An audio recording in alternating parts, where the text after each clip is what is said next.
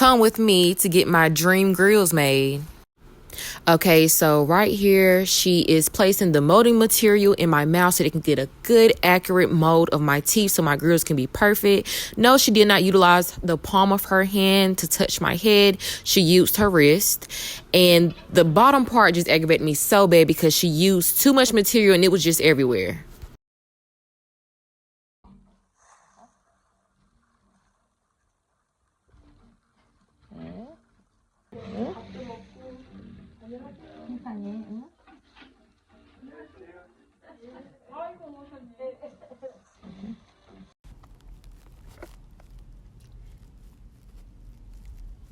Yeah,